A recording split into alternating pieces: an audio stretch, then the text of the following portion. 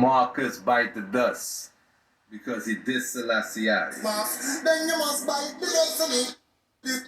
That fake prophet Marcus had the nerves to call Selassie a coward, even though I never saw Marcus shooting at any aerial bombers. Some Rastas say that Garvey is a prophet of Jah, but forgot that Garvey wrote a 3-page editorial entitled The Failure of Haile Selassie as Emperor. In other words, they weren't even friends. Garvey died in England while Selassie was there, but you could not show me one picture of them together.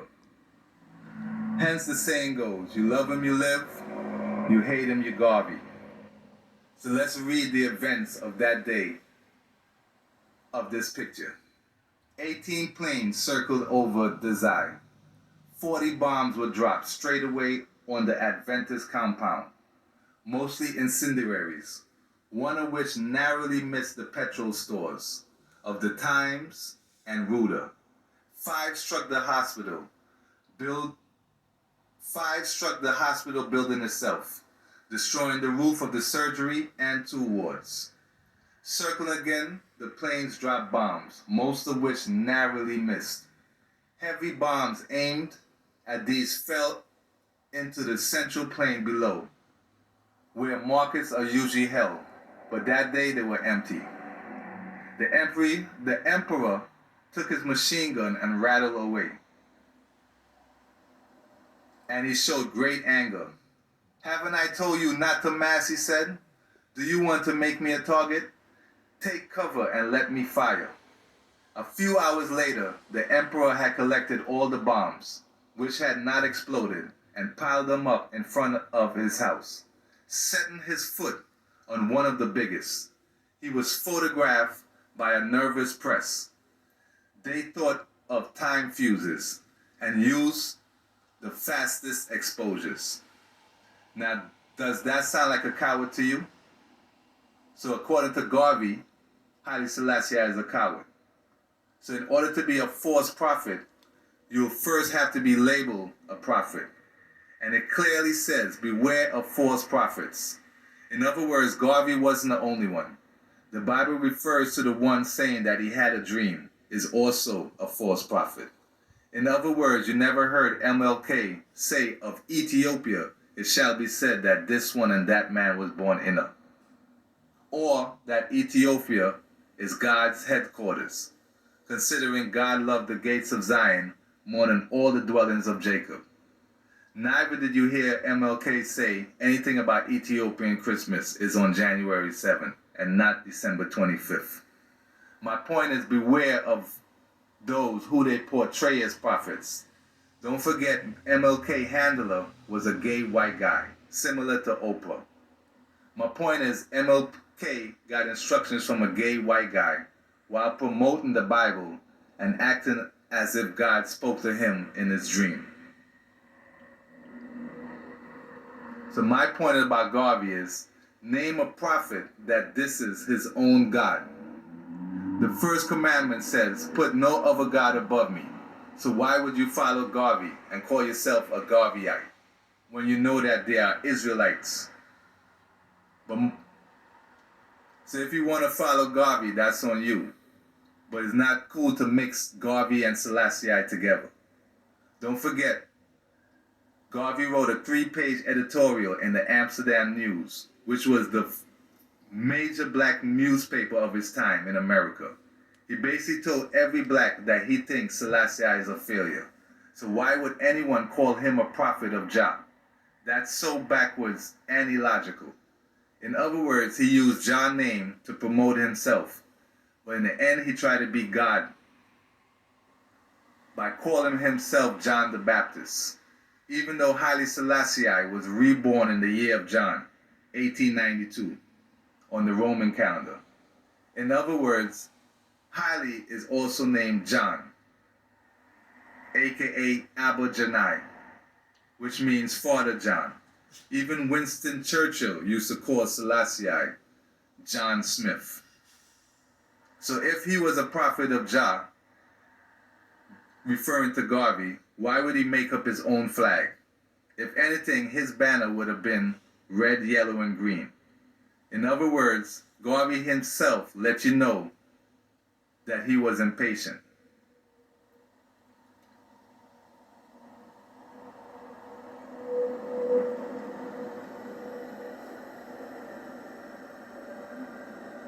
Don't forget, they had two different ideologies, meaning Haile Selassie and Garvey, similar to Egypt and Ethiopia, but a lot of people mix them together as if they are one. Selassie, I know the world is God and the fullness thereof, compared to Garvey saying blacks only belong in Africa, even though Ethiopians migrated everywhere first. So why follow a fool? See why you can't have two leaders as your head? Because of Garvey saying, look to the east for the coming of a black king, is why people think he's a prophet. In other words, he used Selassie's name to promote himself. Then he was too impatient, and that's why he did Selassie. But if he was wise, then he would know that God has an appointed day, that no one can hurry. Hence, patience is a virtue. In other words, prophecy has to be fulfilled first. For example, God will hide himself from a wicked generation. Notice that no one is sitting on his imperial majesty thrones of David, because the Bible clearly says that God himself will give his kingdom to his favorite son, also known as David, also known as Solomon, also known as Moses. So as you can see,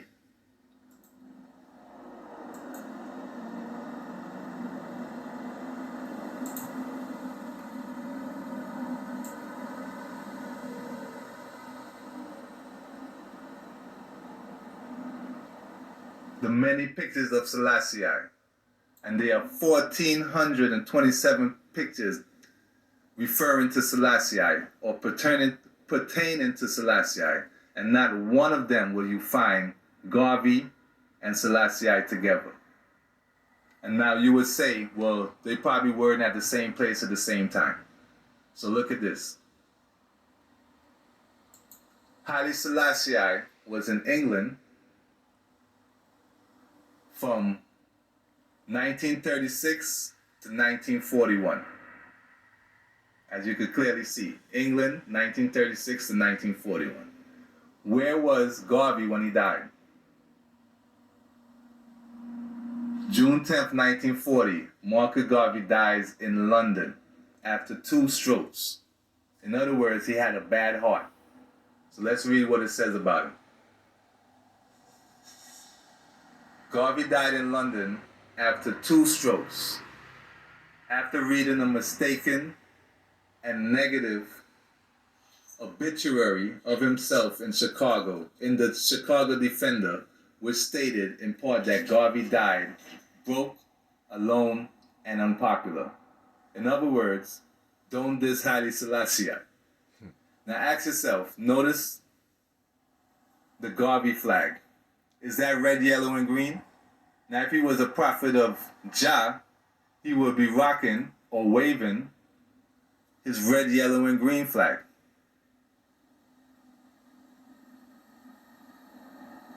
This is something else that Rastas do. Some Rastas, I should say. Notice the flag is the Ethiopian flag. Red is for blood, gold is for minerals and resources, and green is for the land. For one, the flag is red, yellow, and green.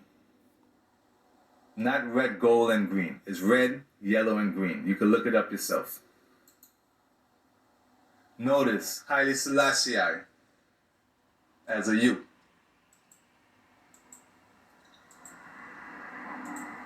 And notice what it says about him. I was born in the 16th of Hamla, also known as the 23rd of July, 1892, in the year of John. Do you know who called himself John the Baptist? Garvey, even though Garvey was born 5 years earlier. Haile Selassie, also known as John, was literally born in the year of John. Because it was Caesar. Notice it says 1884. It was Caesar who made his calendar 7 years, approximately 234 days, ahead of the Ethiopian calendar, or the original calendar, I should say. Hence, on September 11, 2022, it will be Ethiopian New Year 2015, because we are currently in 2014 Common Era. It was Caesar who made day into night when he made the new day start at midnight compared to starting at sunrise. And it was Caesar who made last first when he made the 7th day on the original calendar, the first day on his calendar. Notice what Caesar's doing? He's changing time. And that's what Garvey was doing. Garvey was trying to act like he was God himself by calling himself John. But my point is, just listen to the words of Garvey himself and ask yourself, why would Garvey want his followers to follow Selassie? So let's read what Garvey wrote, entitled The Failure of Haile Selassie as Emperor. When the facts of history are written, Haile Selassie of Abyssinia will go down as a great coward who ran away from his country to save his skin. And read below. It is a pity that a man of limited intellectual caliber and weak political character like Haile Selassie became Emperor of Abyssinia. In other words, you love him, you live. You hate him, you Garvey.